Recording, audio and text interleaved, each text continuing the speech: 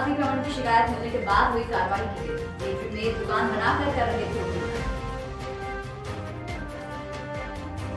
झालावाड़ के चौमेला में 10 महीने से बंद पड़ी ट्रेनें हुई शुरू। कस्बे के नागरिकों ने ट्रेन के ड्राइवर और स्टेशन अधीक्षक का स्वागत कर माला लगाया।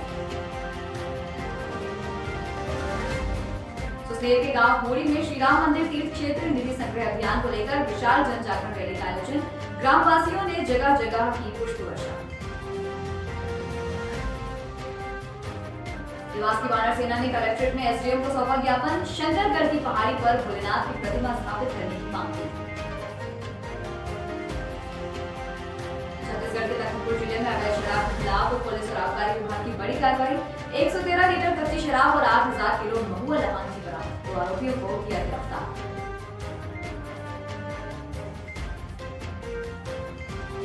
नमस्कार, मैं हर्षिता सिंह। स्वागत है आपका संवाद न्यूज में और अब बढ़ते हैं खबरों की ओर।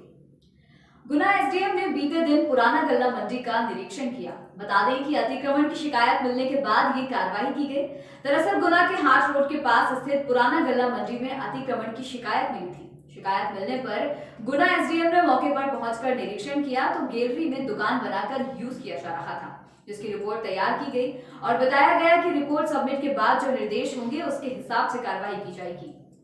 इसके संबंध में शिकायत प्राप्त हुई थी कि गैलरी की जगह दुकान बना के यूज़ किया जा रहा है। उसी के संबंध में मौका निरीक्षण किया। अभी मौका देख लिया गया है, फिर साहब के यहाँ से प्राप्त हुई है रिपोर्ट तो साहब को रिपोर्ट सबमिट कर दी जाएगी। देवास की वानर सेना ने कलेक्ट्रेट में एसडीएम को ज्ञापन सौंपा और मांग की कि शंकरगढ़ की पहाड़ी पर भोलेनाथ की एक भव्य प्रतिमा स्थापित की जाए। बता दें कि देवास को मां चामुंडा की नगरी होने के साथ साथ एक धार्मिक नगरी भी कहा जाता है। इसके साथ ही लोगों की आस्था शंकरगढ़ की पहाड़ी पर भगवान शिव शंकर जी की प्रतिमा विराजित करने की है। इसके लिए वानर सेना भी मांग करती है कि भोलेनाथ की एक भव्य प्रतिमा शंकरगढ़ की पहाड़ी पर विराजी जाए। साथ ही कहा कि वहां स्थित गौशाला का रखरखाव भी अच्छे से किया जाए ताकि हमारी गौ माता का संरक्षण हो सके।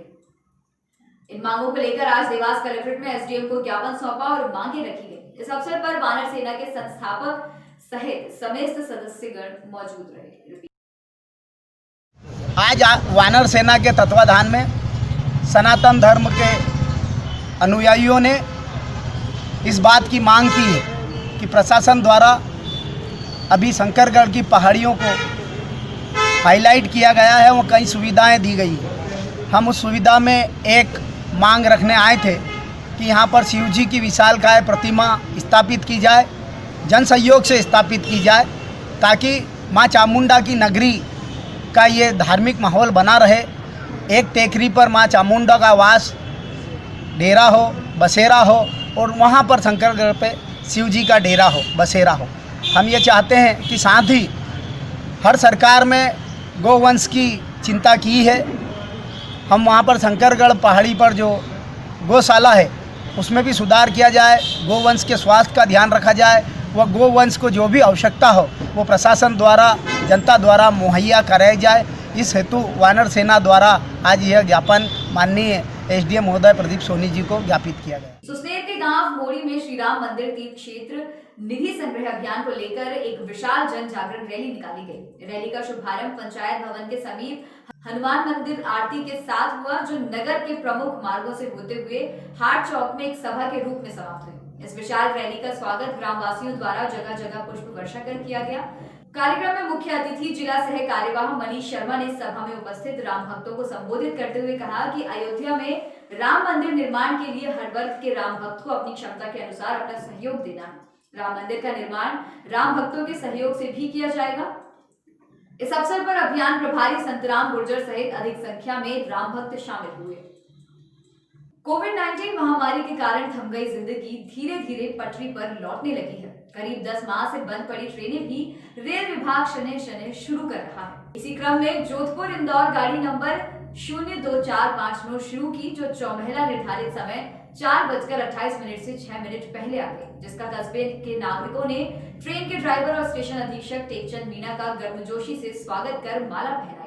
वहीं स्टेशन अधीक्षक ने बताया इस गाड़ी का नंबर बदल गया है। अब जोधपुर से आने वाली ट्रेन का नंबर 02459 और इंदौर से आने वाली डाउन ट्रेन का नंबर 02460 रहेगा और सारी ट्रेन आरक्षित है। बिना रिजर्वेशन इसमें सफर नहीं किया जा सकेगा और कोविड-19 की गाइडलाइन का पालन करना अनिवार्य होगा। ये गाड़ी 22 मार्च से बंद है और 9 माह और 6 दिन के बाद में ये गाड़ी दोबारा प्रारंभ की गई है और इस गाड़ी में कोरोना गाइडलाइन के पालन करते हुए D1, 2, 3, 4 ये जो भी कोच है उनमें भी रिजर्वेशन सिस्टम ही रहेगा। इस गाड़ी को पहले इस गाड़ी का टाइम में नंबर थे 2466, अब इस गाड़ी के नंबर 02459 से इस गाड़ी को चलाया गया है।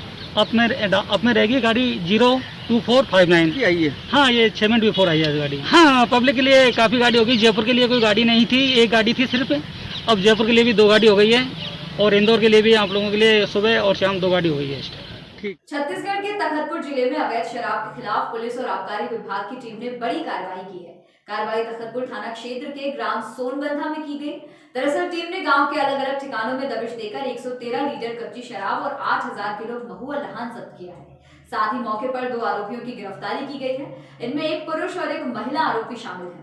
वहीं आबकारी अधिकारी के मुताबिक 2 आरोपियों के पास से करीब 65 लीटर कच्ची शराब बरामद की गई है। वहीं तीसरे मामले में 50 लीटर कच्ची शराब और 8000 किलो महुआ लहान लावारिस हालत में बरामद किया है, जिसमें आरोपी के खिलाफ आबकारी अधिनियम के तहत कार्रवाई की गई है।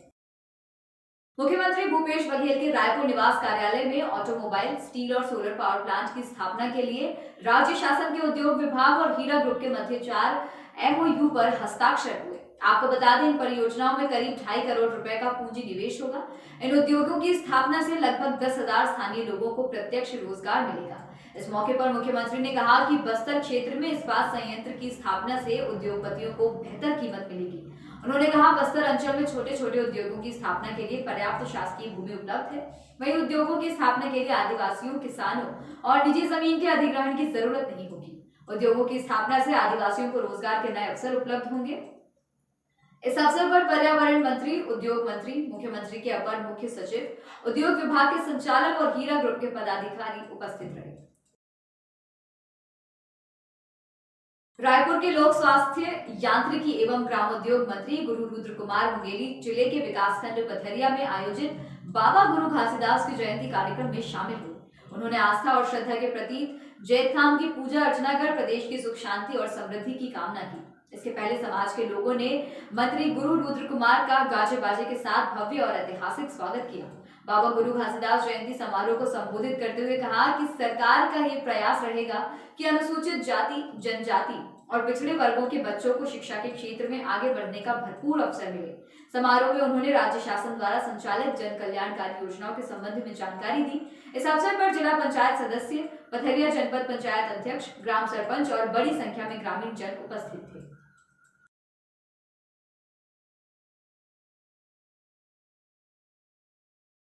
रायपुर में स्वामी विवेकानंद की जयंती और राष्ट्रीय युवा दिवस के मौके पर छत्तीसगढ़ शासन के जनसंपर्क विभाग द्वारा गढ़बो नवा छत्तीसगढ़ और छत्तीसगढ़ी युवा विषय पर स्लोगन प्रतियोगिता का आयोजन किया जा रहा है। इस प्रतियोगिता में भाग लेने के लिए इच्छुक प्रतिभागी 1 जनवरी से 10 जनवरी 2021 तक जनसंपर्क विभाग की वेबसाइट में ऑनलाइन पंजीयन करा सकते हैं। इस प्रतियोगिता के माध्यम से चयनित स्लोगन का उपयोग प्रचार प्रसार के लिए किया जा सकेगा। सभी प्रतियोगियों को डिजिटल सर्टिफिकेट और 100 सर्वश्रेष्ठ स्लोगन को जनसंपर्क विभाग द्वारा 1,000 रुपए का पुरस्कार दिया जाएगा।